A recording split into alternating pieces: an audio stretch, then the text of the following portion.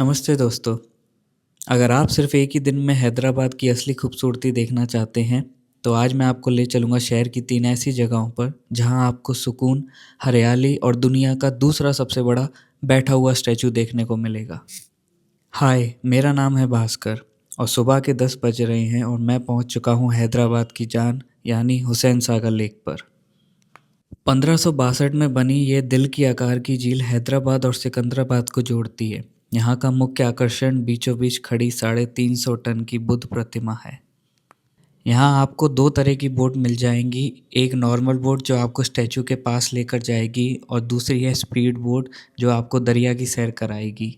इस झील को इब्राहिम कुतुब शाह ने बनवाया था और इसे डिज़ाइन किया था सूफी संत हुसैन शाह वली ने। लुम्बिनी पार्क की एंट्री टिकट का प्राइस है 20 रुपये। अगर आप साधारण बोट से जाते हैं स्टैचू देखने के लिए तो 100 रुपये। यह झील कभी शहर की प्यास बुझाने के लिए बनी थी, लेकिन आज ये हैदराबाद की जान है। ये बुद्ध प्रतिमा दुनिया की सबसे ऊंची मोनोलिथिक प्रतिमा है, जिसका मतलब है कि इसे सफ़ेद ग्रेनाइट के सिर्फ एक ही पत्थर से तराशा गया है।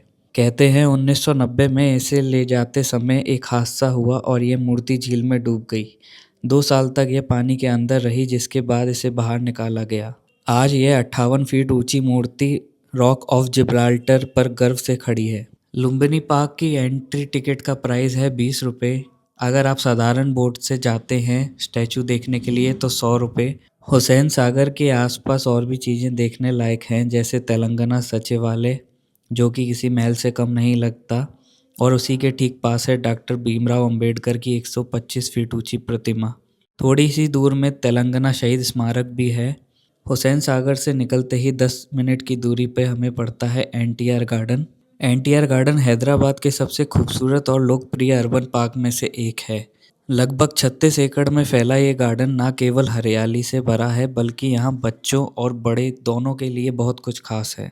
एनटीआर गार्डन की एंट्री टिकट का प्राइस है सिर्फ 20 रुपये। यहाँ का सबसे बड़ा आकर्षण है यहाँ की टॉय ट्रेन। यह पूरे पार्क का चक्कर लगाती है और बच्चों को भी बहुत पसंद आती है। अगर आप एडवेंचर पसंद करते हैं तो यहाँ छोटे मोटे झूले और वाटरफॉल भी हैं। पार्क के अंदर आपको स्नैक्स, आइसक्रीम और ड्रिंक्स भी मिल जाएंगे। यह गार्डन आंध्र प्रदेश के पूर्व मुख्यमंत्री श्री एन.टी. रामाराव की याद में बनाया गया है। यह हुसैन सागर झील के बिल्कुल पास है, इसलिए आप एक ही दिन में लुम्बिनी पार्क और एनटीआर गार्डन दोनों ही कवर कर सकते हैं।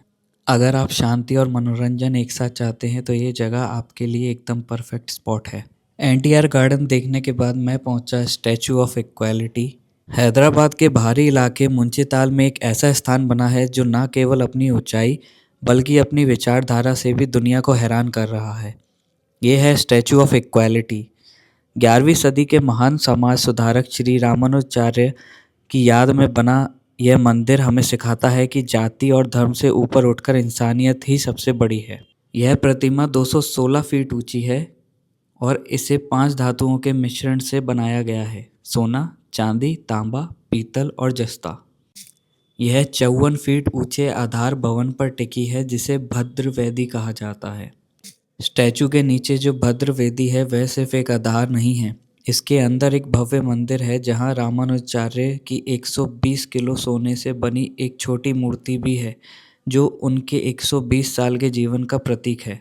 इस परिसर की सबसे खास बात यहाँ बने 108 दिव्य देशम हैं। यह भारत के 108 सबसे पवित्र विष्णु मंदिरों का रेप्लिका है, यानी आप एक ही जगह पर पूरे भारत के प्रमुख मंदिरों के दर्शन कर सकते हैं।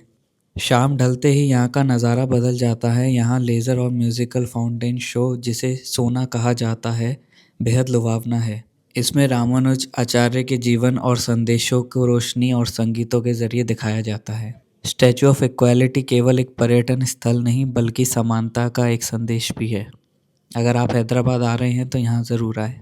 आपको इस टूर में सबसे अच्छा क्या लगा मुझे कमेंट्स में ज़रूर बताएं और वीडियो को शेयर करें और लाइक करें, और ऐसे ही ट्रैवल व्लॉग्स के लिए मेरे चैनल को सब्सक्राइब करें। चलिए मिलते हैं अगले वीडियो में, तब तक के लिए ख्याल रखें और खुश रहें। Good bye.